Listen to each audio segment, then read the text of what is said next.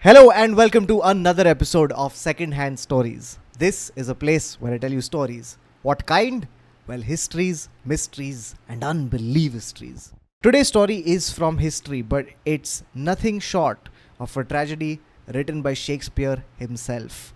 If all of this was not true, you would be forgiven for thinking that it came from the mind that came up with Macbeth and Hamlet and Romeo and Juliet.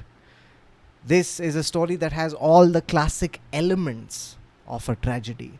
It has royal families, their feuds, it has star-crossed lovers, a tragic hero, his doomed destiny, and even a supernatural prophecy. This is the story of the massacre of the royal family of Nepal. The then king of Nepal, King Birendra Bir Bikram Shah, had decided that he is going to host the regular Friday family dinner in the billiards room of Tribhuvan Sadan. Tribhuvan Sadan was a small house that was on the palace grounds. The dinner was to take place on 1st June 2001. On this particular night, the crown prince, Birendra's son, Dipendra, was seen in the billiards room. He was playing billiards while consistently drinking famous grouse whiskey. At one point, he tells the servants to get him special cigarettes. These cigarettes have tobacco mixed alongside a mysterious black substance. He smokes these cigarettes and very soon he is slurring and swaying. He is in such a bad state that he's being escorted back to his room. Before he gets to his room, he is met by the queen, his mother, Queen Aishwarya. She meets him and she's very upset. She scolds him and berates him and blames his bad behavior on that woman. The woman she's referring to is Devyani Rana. And Devyani Rana was a girl that the Crown Prince Dipendra had met when he was studying in England. Now, she wasn't just any girl. She was from the Rana dynasty, a dynasty that had been at odds with the Shahs for 100 years plus. It was the classic trope of star-crossed lovers meeting and falling in love. Now, though the rivalry was intense, they decide that they want to be together. A romance starts and years pass. Soon, Dipendra is of the age where the family want to get him married off. They start looking for a bride. In fact, Devyani is also considered. Dipendra's grandmother approaches Devyani's mother with the relation. But Devyani's mother rejects it. She says that Devyani comes from a very rich house and she doesn't believe that the royal family will be able to take care of her daughter. This upsets the royal family and the doors are closed on Devyani forever. They convey the news to Dipendra and they tell him that if he carries on with this relationship, then he risks being disinherited from the throne. It's a very serious threat, but yet Dipendra doesn't back off. He continues being in touch with Devyani and they meet pretty often. It's in this backdrop that you can imagine why Dipendra is upset with his family. There is cause for resentment. But there is another cause as well. Because in 1990, his father, King Birendra Bir Bikram Shah, had decided that he was going to change the monarchy. He was going to let go of power and make Nepal a constitutional monarchy. He was going to give some power to an elected government. Now, this caused Dipendra a lot of grief. He was extremely upset when this happened because he desperately wanted to be king and he felt like his father was snatching the crown away from his head. In fact, an aide of the court at this time, a man called Vivek Kumar Shah, he would later write about this incident when Dipendra found out that his father was making Nepal a constitutional monarchy. He was extremely upset and he said that if I don't become king, no one will. Now at this point, Vivek Kumar Shah felt that this was a joke. But very soon, he would realize how prophetic these words were going to be. Let me tell you a little bit about who Dipendra was as a man. Our portrait of Dipendra comes from Vivek Kumar Shah. He wrote a book called Maile Dekhe Ko Darbar, and in it he paints a picture of the crown prince. The picture he paints is of a man with a dual personality. He says that Dipendra grew up in the company of nurses and orderlies. The royal family did not have a very close relation with him when he was growing up. The relationship with his mother was frosty from the very beginning. Not just that, very few people advised the crown prince on how to behave as he grew up and joined the royal family. As a result, he grew up spoilt, ill-tempered, and a brat. He would often get angry and break and throw things when things did not go his way. The aides-de-camp who did not obey him were mistreated. This was a man who had a sadistic side. He was cruel to small animals from the very beginning. He mistreated his pets and mistreated pigeons and rats. In addition, he also had a fondness for guns. He had a huge collection of guns and he cared deeply about this collection. But on the other side, there was this second aspect of him, a nicer, more gentler aspect. This side of him loved traveling, it loved poetry and Nepali literature. He was a prince with this dual personality, but on the night of June 1st, 2001, one side would take over for the last time. On this night, he was drunk, he was high, and he had been scolded by his mother. Upset and enraged, he was escorted back to his room. Now, in his room, he vented out his anger. He smashed things, he broke pictures, he trashed the room. And then he called Devyani Rana. He calls her on the phone. It's a very short phone call. It doesn't last very long. And the last thing he tells her is, I'm now about to sleep. I'll talk to you tomorrow. After that, what he does is terrifying. He puts on army fatigues, dresses in camouflage clothing, picks up an assault rifle, and heads out of his room. He starts making his way to Tribhuvan Sadan. Now, no one stops him or wonders why he's carrying a gun, because everyone knows that he has a fondness for them. But that day, this was going to be a big mistake. He reaches Tribhuvan Sadan and he goes to the billiards room, opens it, and starts firing. Bullets lodge into the wall and the ceiling. He's aiming at the king. The king is at the far end, and that's when Dipendra pulls the trigger. Bullets spray out of the gun and hit the king. He then steps out and then comes back into the billiards room. He's firing indiscriminately. This time he hits his brother-in-law and his uncles. The brother-in-law would survive, but his uncles would perish. He steps out again, and then he's back. An eyewitness who saw this would later say that he looked strange and terrifying. He had a blank, almost dead look on his face, and he was shooting calmly, almost mechanically.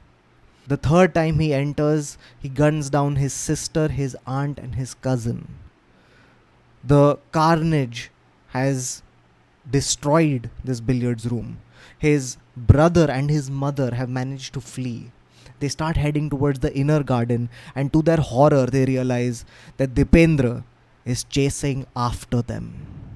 Later, his brother's body would be found in the garden, and his mother would be found dead at the foot of the steps leading up to her son's room.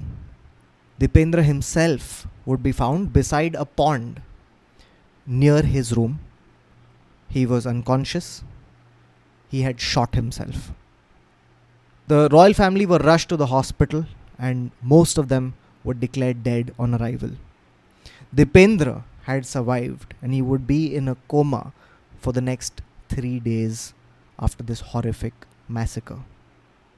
And then, 3 days later, Dipendra too would succumb. Now, although this is an extremely violent and very significant event that changed the political course of Nepal, yet very few things are known about the motive of this event. Subsequent governments promised inquiries into this, but these inquiries dredged up very little. What we have then is a bunch of conjecture and theories as to why this massacre took place on that fateful June night. And here are a few of them. The most touted and often repeated theory as to why this happened was, of course, the romance between Dipendra and Devyani Rana.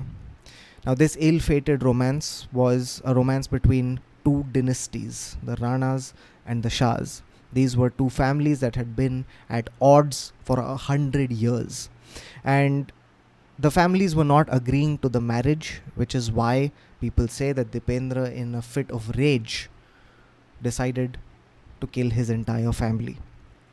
On that night, his mother had rebuked him about the relationship, and then later he had called Devyani on the phone. However, that's one theory amongst many, and this is the most personal of the reasons.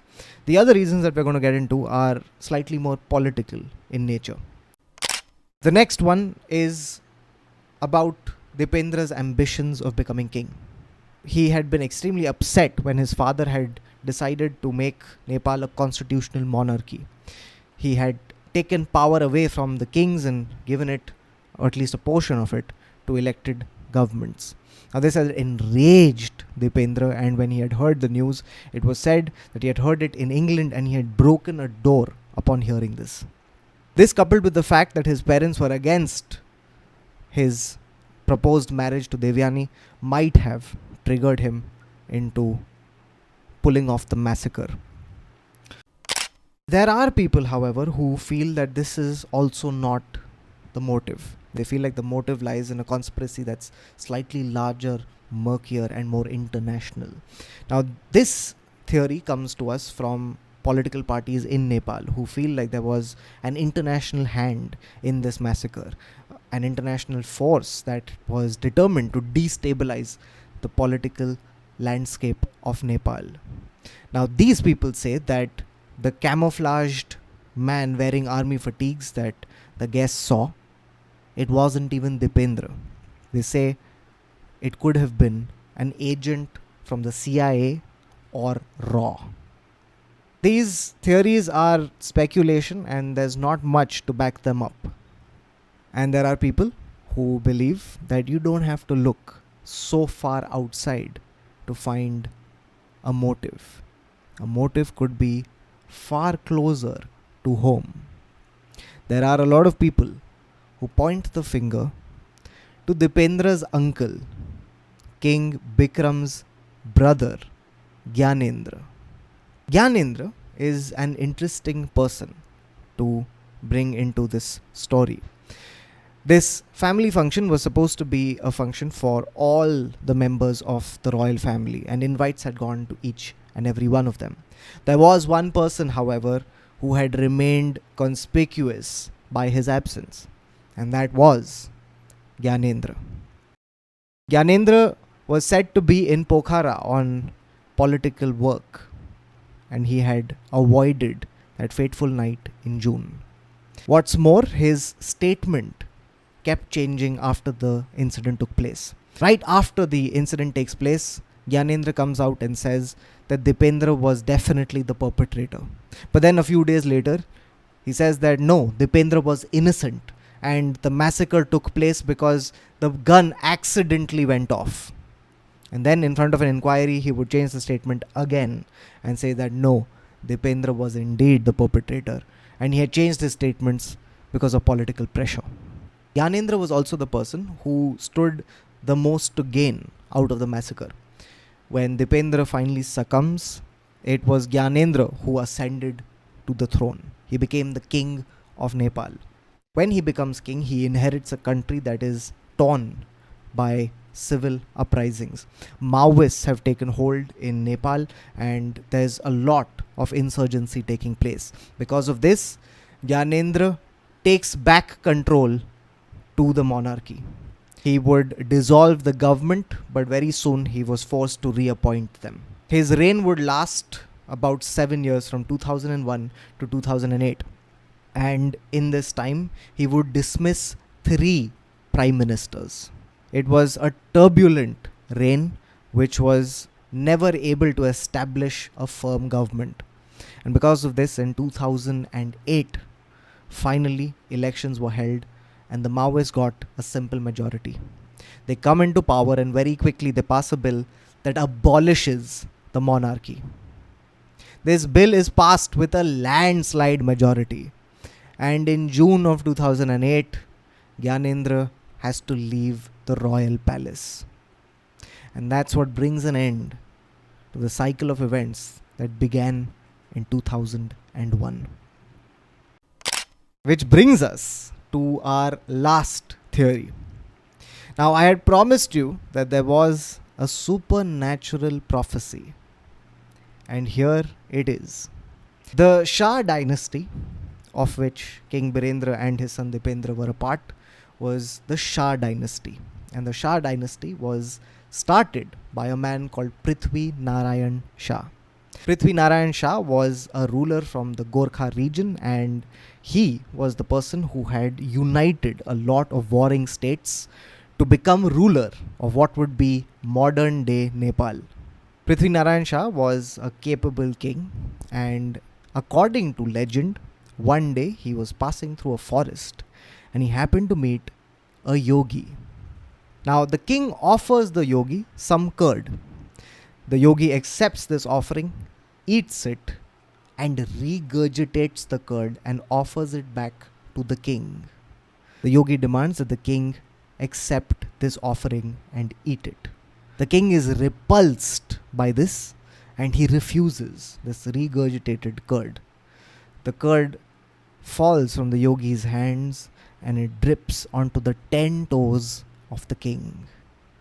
Incensed, the yogi then curses Prithvi Narayan Shah and he says that your dynasty will end on the 10th generation.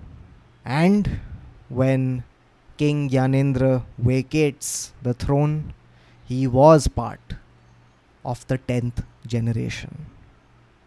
Now it's an eerie tale, and because of its accuracy, it was revived and brought back into popular culture. Whether it was love, politics, or an ancient curse, that will never be known, because the true motive of this event disappeared with its victims and its perpetrator. What we have left then is an event that changed the course of Nepal, that changed its political destiny, and a tragic tale filled with sound and fury. And that's the story of the royal massacre of Nepal. I hope you enjoyed the story. If you did, then please leave a like and a comment. If there are other stories that you'd like me to cover, then also leave them in the comment section below. As usual, this episode is brought to you by My Career. If you'd like to support my career, then do check the links in the description for shows I'm going to be doing. In fact, Neville Shah, not of the Shah dynasty, and I are coming to Gurgaon and Delhi on 23rd and 24th of April. We're going to be doing stand-up and an improvised story. So if you're in those places, then do come. It's going to be a lot of fun.